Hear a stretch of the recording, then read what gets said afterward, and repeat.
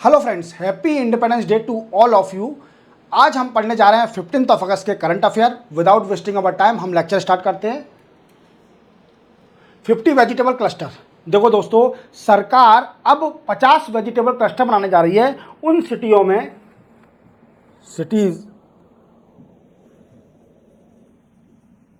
Cities having population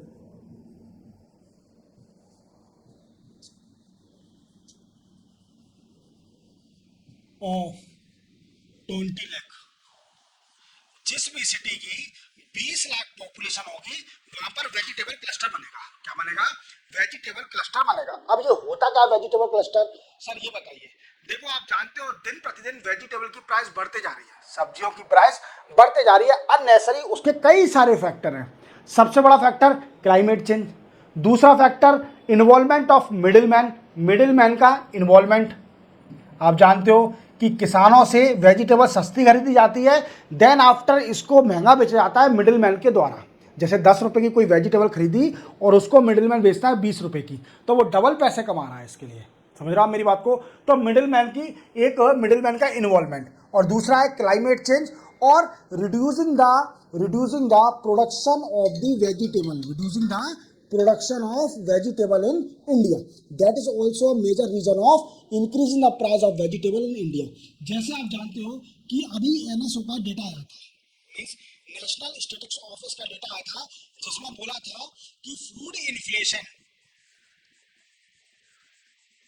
inflation अभी right now 5.42% है जुलाई month में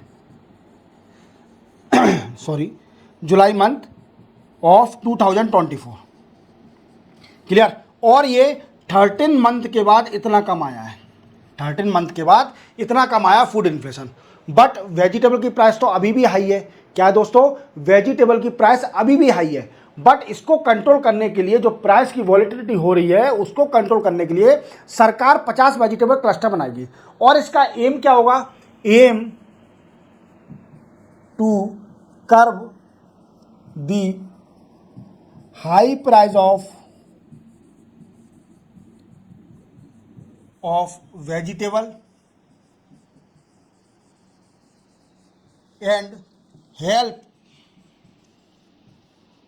फार्मर्स टू एनहांस देयर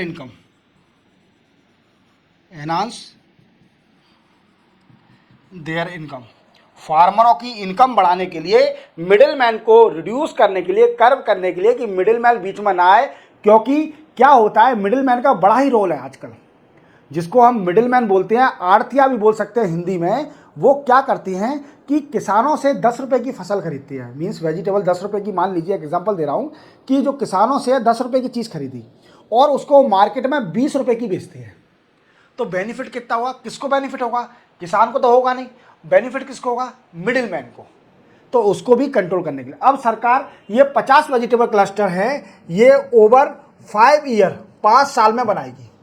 जैसे मैंने आपको बताया था, हर लेक्चर बताता हूं कि सरकार 7 मेगा टेक्सटाइल पार्क बनाने जा रही है। 7 मेगा टेक्सटाइल पार्क बनाने जा रही है इंडिया के अंदर। और कुछ एग्जांपल देता हूं, जैसे तेलंगाना में वरंगल में, मध्य प्रदेश में धार में, ऐसे कई सारे 7 मेगा टेक्सटाइल पार्क बनने जा रहे हैं इंडिया के अंदर।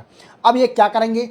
ये मेगा टेक्सटाइल पार्क में टेक्सटाइल का प्रोडक्शन बढ़ाया जाएगा। ऐसे ही सरकार ने डिसीजन लिया है कि 50 वेजिटेबल क्लस्टर बनाए जाएंगे in cities having population more than 20 lakh over 5 year, 5 साल में। और इसका मेन एम क्या होगा? एम ये होगा कि जो वेजिटेबल की प्राइस दिन प्रतिदिन बढ़ते जा रही है, और इसी के साथ मिडिलमैन को कंट्रोल करना और फार्मर की इनकम को बढ़ाना, इसका मेन एम है। क्या एम है? कि फार्मर की इनकम को बढ़ाना और वेजिटेबल की प्राइस जो दिन प्रतिदिन बढ़ते जा रही है, वॉलेटिलिटी होते जा रही है, उसको कंट्रोल करना और मिडिलमैन को रिड्यूस करना, जिससे फार्मर की इनकम एनहांस हो। अब देखते हैं इससे कितने फार्मरों का बेनिफिट होगा। तो माना जा रहा है कि इससे 2 lakh farmer benefited from the 50 vegetable cluster setup in India. 50 vegetable cluster बनने से 20 लाख फार्मरों का बेनिफिट हो सकता है। मीन्स 2 लाख फार्मर का, सॉरी 20 नहीं, 2 लाख फार्मर का बेनिफिट हो सकता है जो कि वेजिटेबल उगाते हैं। ठीक है, आप देख पा रहे हो कितनी सारी वेजिटेबल है, सारे इंग्लिश नाम लिखे हुए हैं। ठीक है, पढ़ लेना, जूम करके देख लेना।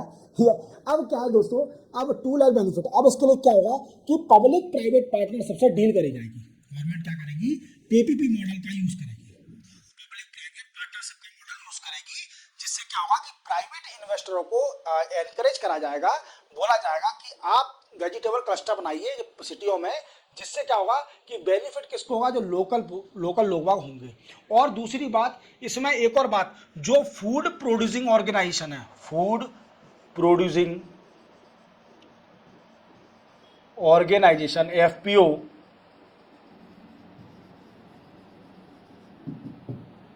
एफपीओज एंड कोऑपरेटिव सोसाइटी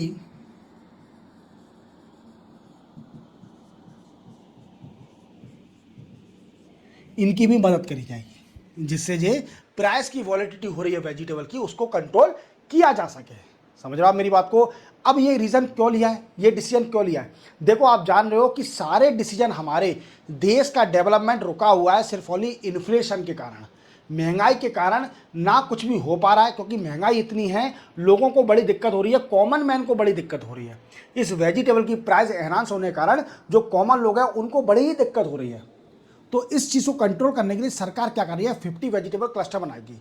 और जो प्राइवेट इन्वेस्टर होंगे उनसे रिक्वेस्ट भी करेगी सरकार कि वो कम से कम 10 कियोस्क या रिटेल शॉप खरीदें, मतलब सेटअप करें, रिटेल शॉप सेटअप करें, जिससे क्या हो, इस सिटियों में जो लोकल पीपल हैं वो वेजिटेबल खरीद सके, सब्सिडाइज वेजिटेबल खरीद सकें। और इसके अंदर फार्मरों को भी, फार्मर लोग जो अपनी वेजिटेबल बेचना चाहते हैं वो एफपीओ और कोऑपरेटिव सोसाइटी को बेच सके, जिससे सरकार क्या दे, रेम्युनरेटिव प्राइस मिल सके, मिडिलमैन का रेम्युनरेटिव प्राइस मिल सके, समझ रहे हो, सब्सिडाइज प्राइस मिल सके और इनकी इनकम बढ़ सके। तो आप इतना याद रखना कि government is planning to set up the 50 vegetable cluster in cities having 20 lakh population over 5 year to its aim to curb the middleman and enhance the income of the farmer, clear, और reduce the volatility of the price of the vegetable, clear। इतना आपको लिख के आना है, simple. सिर्फ only मैंने आपको समझाने के लिए इतना डिटेल में बताया, सिर्फ ओनली आपको 2 या 3 लाइन लिख के आना है, आपको पूरे मार्क्स मिलेंगे। चलते अपन नेक्स्ट न्यूज पर। नेक्स्ट न्यूज है integrated drone detection and interdiction system. देखो, integrated drone detection and integrated system, IDDAIS। देखो क्या है, अभी क्या है कि आप जानते हो कि नॉर्थन पार्ट में कौन है, चाइना है। इंडिया का एनिमी तो नहीं कह सकते, ठीक है, मतलब वो थोड़ा वैर रखता है, जो मतलब एनिमी, प्रॉपर एनिमी भी नहीं है और प्रॉपर फ्रेंड भी नहीं है, तो वो उसको बीच के आदमी है चाइना। और जो वेस्टर्न एरिया है, वेस्टर्न एरिया को तो मैं डायरेक्ट बोल सकता हूं कि it is a enemy area, क्योंकि पाकिस्तान है वेस्टर्न एरिया में और ये पक्का एनिमी है, पाकिस्तान तो हमारा पक्का ही एनिमी है, क्लियर। अब क्या है दोस्तों कि यहां पर अब अनमेन्ड एरियल व्हीकल के बारे में आप जानते होंगे। ये क्या है दोस्तों, जैसे कि ड्रोन होते हैं, unmanned aerial vehicle drone. Unmanned aerial vehicle क्या होते हैं, यूएवी जिसको बोलते हैं, जो उसमें पायलट नहीं होता, ऐसे व्हीकल जो फ्लाई करते हैं स्काई में विदाउट एनी पायलट। और ये कंट्रोल कैसे होते हैं, बाय रिमोटली कंट्रोल किए जाते हैं, that is called unmanned aerial vehicle. और इसी के साथ ये क्या है, नॉर्थन और वेस्टर्न पार्ट में हमारे जो एनिमी है वहाँ पर ड्रोन का, मीन्स ड्रोन के जरिए सर्विलेंस बहुत हो रहा है, मीन्स कई सारे ऐसे एनिमी के ड्रोन आ रहे हैं जो हमारे बॉर्डर एरिया को सर्विलेंस कर रहे हैं। तो इसको कंट्रोल करने के लिए ये एक सिस्टम है, integrated drone detection and interdiction system. अब इसका नया वर्जन, हाई वर्जन वीकेंड से आर्मी एडॉप्ट करने वाली है, वीकेंड से DRDO से अभी नया वर्जन इसका आ गया है और DRDO से आर्मी के अंदर इंडक्ट होने वाला है ये नया। अब ये करेगा क्या दोस्तों, तो ये क्या करेगा, ये डिटेक्ट डिटेक्ट, सर्विलेंस, इसमें लेजर सिस्टम भी है, laser system for enemy drone. Enemy drone, अगर बॉर्डर एरिया पर कोई भी एनिमी का ड्रोन आता है तो उसको ये डिटेक्ट कर लेगा। इसमें नया वर्जन कुछ आया है, नए फीचर आया है, तो आप इसका नाम याद रखना। ज़्यादा कोई मतलब ऐसा कोई न्यूज़ नहीं है कि अपन डिटेल में इसके बारे में कोई ऐसे लिख दें। सिर्फ only integrated drone detection and interdiction system है इसका नया वर्जन, जो कि आर्मी अडॉप्ट करने जा रही है from the DRDO, that have capability of laser and surveillance and tracking of the enemy drone. Enemy drone को ट्रैक करने, सर्विलेंस करने और ये सारे काम कर सकती है। That is called system. ये कौन सा सिस्टम है? Integrated drone detection and interdiction system. याद रखोगे, इसका नया वर्जन आ गया है। अब आर्मी इसको इंडक्ट करेगी फ्रॉम द DRDO। क्लियर? और ये इंडिजीनियस है। एक और चीज याद रखना, इट इज अ इंडिजीनियस। और इंडिजीनियस जानते हो आप इंडिजीनियस क्या होता है? ऐसा कोई भी प्रोडक्ट जो कि पूरा हमारे कंट्री में बनाए, एक एक कील भी हमारी कंट्री में बनी है, दैट इज कॉल्ड इंडिजीनियस, जो कि हमारा होम मेड है, मेड इन इंडिया। क्लियर? चलते हैं नेक्स्ट न्यूज पर। नेक्स्ट न्यूज है phase 3 of dengue vaccine trial. बड़ी खुशी होगी आपको ये सुनकर कि हमारे इंडिया में डेंगू वैक्सीन बन गई है। हमारे इंडिया में डेंगू वैक्सीन बन गई है। अब इसका ट्रायल चल रहा है, अभी फेज 3 है, इसका क्लिनिकल ट्रायल चल रहा है। क्या चल रहा है दोस्तों? क्लिनिकल ट्रायल चल रहा है। क्लिनिकल ट्रायल चल रहा है और ये फेज 3 में है। फेज 3 में है और क्लिनिकल ट्रायल चल रहा है। अब ये क्या है दोस्तों कि आप जानते हो कि सर एक बात बताइए, आपके मन में एक डाउट आ रहा होगा, आपके मन में डाउट आ रहा होगा कि सर एक बात बताइए कि अगर डेंगू की वैक्सीन, हमारे इम्यूनिटी इतनी स्ट्रांग है, हमने कोरोना जैसे वायरस को कंट्रोल कर लिया, तो हम इस पैथोजन को, जो डेंगू होता है, उस पैथोजन को कंट्रोल क्यों नहीं कर पा रहे हैं? तो उसका कारण है दोस्तों कि इसके डेंगू के 4 सेरोटाइप होते हैं। क्या होते हैं? 4 सेरोटाइप होते हैं, 4 डिफरेंट सेरोटाइप। और ये मीन्स कभी भी कौन सा भी सेरोटाइप हो जाता है, ऐसा कोई इंडिविजुअल नहीं है। और इसकी वैक्सीन बनना बड़ा ही डिफिकल्ट था, क्योंकि 4 सेरोटाइप को डिटेक्ट करना बड़ा ही मुश्किल हो रहा था। क्योंकि कभी ये सेरोटाइप हो जाए तो हमारी इम्यूनिटी बड़ी स्ट्रॉन्ग, जो इम्यूनिटी है हमारी, वो कन्फ्यूज हो जाती थी कि ये कौन सा सेरोटाइप है, किससे इलाज करा जाए। तो अब क्या है कि इंडिया ने, एक कंपनी है पेनेसिया बायोटेक लिमिटेड, इसने एक डेंगू की वैक्सीन बना ली है जिसका नाम है डेंगीऑल।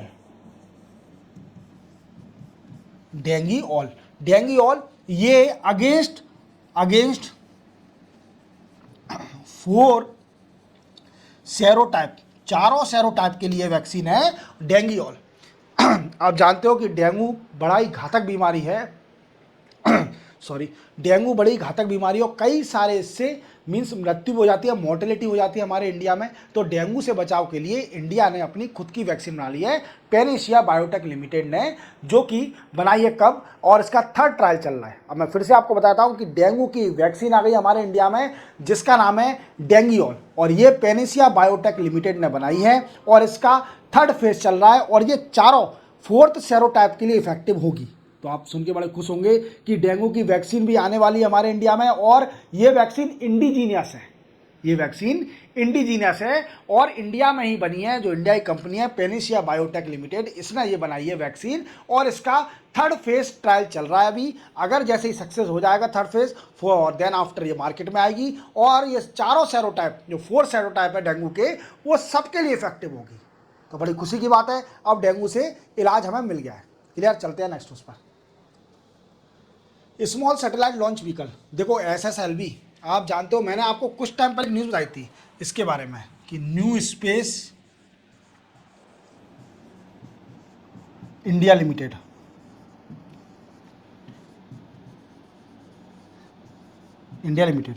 क्या है शॉर्ट?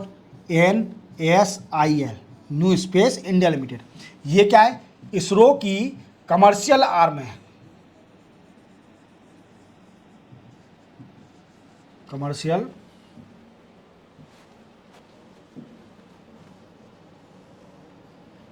ये क्या है दोस्तों?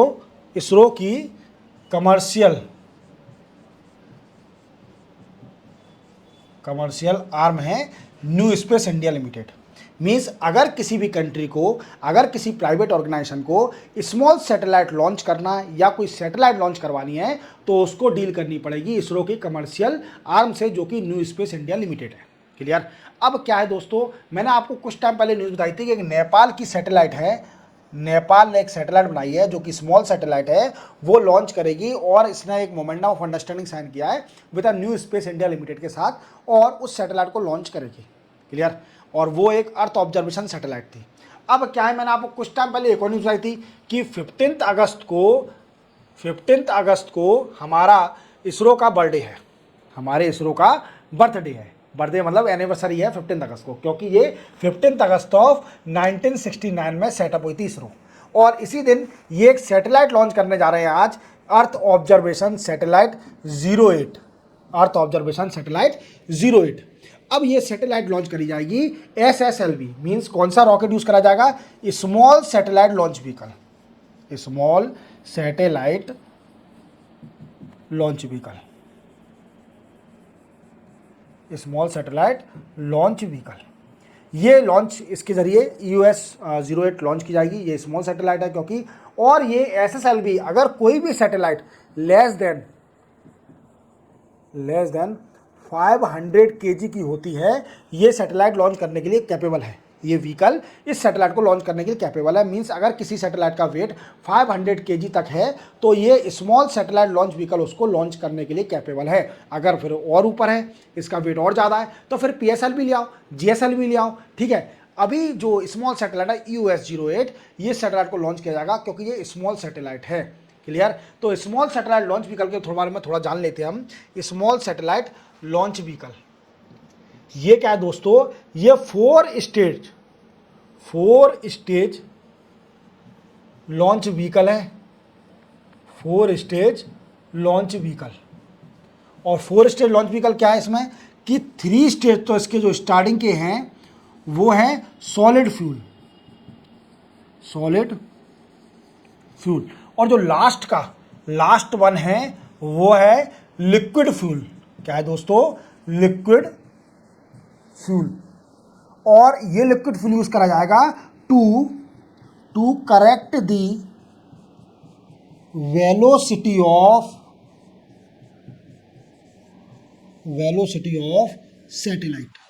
सैटेलाइट की वेलोसिटी को करेक्ट करने के लिए ये लिक्विड फ्यूल का यूज करा जाएगा, जो कि लास्ट है 4 स्टेज की सैटेलाइट है, जिसमें 3 स्टेज तो सिर्फ ओनली सॉलिड फ्यूल के हैं और जो लास्ट वाला स्टेज है वो है लिक्विड फ्यूल। सॉरी। ठीक है। अब इसमें क्या है दोस्तों कि जो लास्ट लिक्विड फ्यूल है, ये क्या करेगा, ये जो means we can say that's correct करेगा वेलोसिटी को। जो वेलोसिटी अगर मान लीजिए सैटेलाइट कहीं और टर्न हो गई तो इसका काम है सिर्फ ओनली सैटेलाइट को डेस्टिनेशन पर ले जाना, वॉट मीन्स ऑर्बिट पर ले जाना, करेक्ट ऑर्बिट पर इसको ले जाना इसका मेन एम होता है। क्लियर। याद रखोगे तो आप समझ में आ गया स्मॉल सैटेलाइट लॉन्च व्हीकल के बारे में पूरा डिटेल में आ गया। कौन सी सैटेलाइट है, कितने वेट तक की सैटेलाइट को लॉन्च कर सकती है, और EOS जो कि अर्थ ऑब्जर्वेशन सैटेलाइट 08 जो आज लॉन्च करी जाएगी, ये सैटेलाइट लॉन्च कौन करेगा, SSLV new space India limited के बारे में आपको पता चल गया कि इसरो की कमर्शियल आर्म है ये न्यू स्पेस इंडिया लिमिटेड, जो भी जितने भी बाहर की सैटेलाइट होती है उनको लॉन्च करता है, और हमारे इंडिया की जो स्मॉल सैटेलाइट है उनको भी लॉन्च करेगा। और अर्थ ऑब्जर्वेशन में जानते हो कि आप क्या करेगा ये कि we can say disaster management के लिए यूज करा जाएगा, डिजास्टर मैनेजमेंट, अर्थक्वेक, वेदर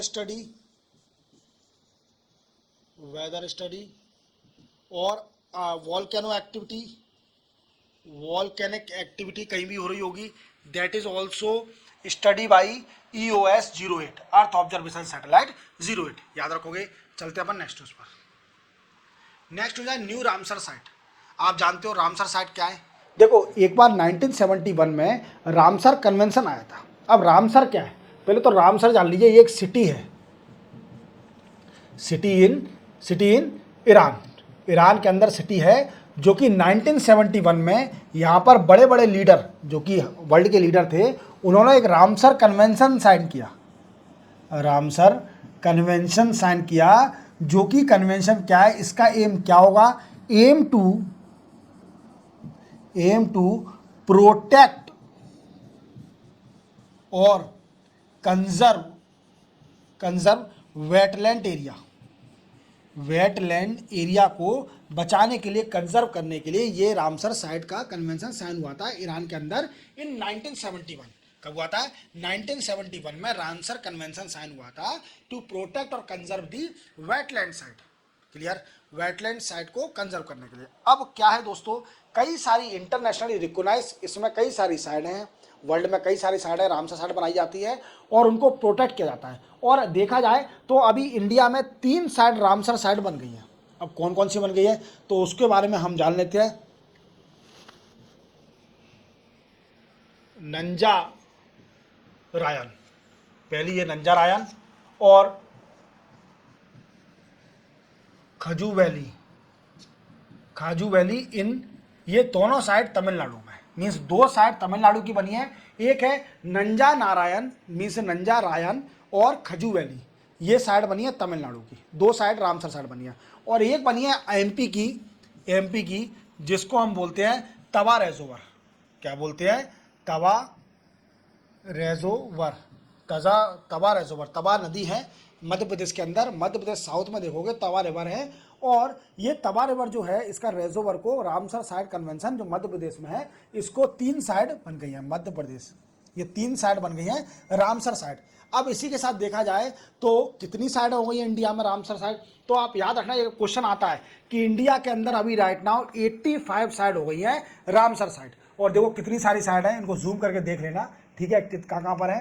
तो देखो तमिलनाडु में कितनी सारी हैं, ठीक है, तमिलनाडु मुझे सबसे ज़्यादा लग रही है, ठीक है, गुजरात में भी बहुत है, मध्य प्रदेश में भी हैं। अब मध्य प्रदेश में एक और जुड़ गई है तवा रेजोवर, यहाँ पर साक्य सागर, भोज वेटलैंड, सिरपुर वेटलैंड, यशवंत सागर, और एक और जुड़ गई है तवा रेजोवर। जैसे तमिलनाडु में वीकेंड से चिल्का लेक, उड़ीसा में Satkosia gorge, Bhitarkanika mangrove, Tampara lake, कई सारी हैं, कई सारी। आप जूम करके देख लेना, याद कर लेना। अब राइट नाउ 85 साइड हो गई है रामसर साइट इन इंडिया में 85 साइड हो गई है रामसर साइट। और एमपी में अगर देखा जाए, एमपी के स्टूडेंट हो आप, तो एमपी में हो गई अब साक्य सागर, भोज वेटलैंड, सिरपुर, यशवंत, 4 तो है ही, 5 भी और आ गई ताबा रेजोवर। तो 5 वेटलैंड साइड सिर्फ ओनली मध्य प्रदेश में हो गई। और सबसे ज़्यादा जो साइड है वो है तमिलनाडु के अंदर। क्लियर? चलते हैं अपन नेक्स्ट क्वेश्चन पर। नेक्स्ट क्वेश्चन है मल्टी डायमेंशनल वनरेबिलिटी इंडेक्स। क्या है? ये लास्ट न्यूज़ है दोस्तों, अभी ये बहुत ही अच्छी न्यूज़ है। क्या है दोस्तों कि यूएन जनरल असेंबली ने एक रेजोल्यूशन पास किया है। यूएन जनरल असेंबली ने एक रेजोल्यूशन पास किया है। क्या होता है कि जो छोटे छोटे आइलैंड हैं, बट उनको पर कैपिटा इनकम तो बड़ी अच्छी है उनकी, और उनको डेवलपमेंट भी है, बट वो क्या कर रहे हैं कि वो लोन लेते हैं सस्ते इंटरेस्ट पर, क्योंकि वो रीज़न देते हैं कि हम बड़े गरीब हैं, हमें क्लाइमेट चेंज का इफेक्ट आ रहा है, ये कई सारे वो रीज़न दे सकते हैं। बट क्या किया है, अब इसके लिए बचाव के लिए यूएन जनरल असेंबली ने एक रेजोल्यूशन पास किया है, जो कि इंडेक्स के जरिए किसी भी कंट्री का पता करा जाएगा कि उसमें कंट्री में गरीबी है कि नहीं है, या वो एलिजिबल है लो इंटरेस्ट रेट का लोन लेने के लिए कि वो एलिजिबल नहीं है। तो ये देखा जाएगा। पहले क्या देखा जाता कि उसकी पर कैपिटा इनकम देखी जाती थी और वनरेबिलिटी फ्रॉम द क्लाइमेट, ये दोनों चीज़ देखी जाती थी इन ओनली फैक्टर, और उसको लोन दिया जाता था on the lower interest rate पर, लो इंटरेस्ट रेट पर उसको लोन मिल जाता छोटे छोटे आइलैंड कंट्री को। पर अभी यूएन जनरल असेंबली ने एक नया इंडेक्स निकाल दिया है, मल्टी डायमेंशनल वनरेबिलिटी इंडेक्स। अब इस इंडेक्स में छोटे छोटे आइलैंड हैं, उनकी इंडेक्स को, उनकी गरीबी को देखा जाएगा इस इंडेक्स के जरिए, और इसमें कई सारे फैक्टर जोड़ दिए इनने। अब देखो सबसे बड़ा फैक्टर क्या जोड़ा है, मोर्टेलिटी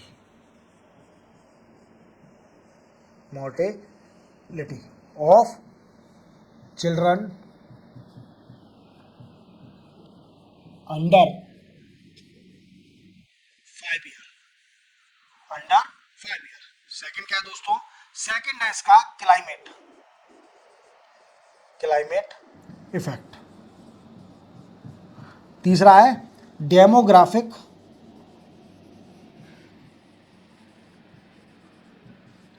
प्रेशर, समझ रहे हो कि ओल्ड एज पॉपुलेशन का ज़्यादा प्रेशर तो नहीं है। और हम देख सकते हैं फोर्थ, पर कैपिटा इनकम,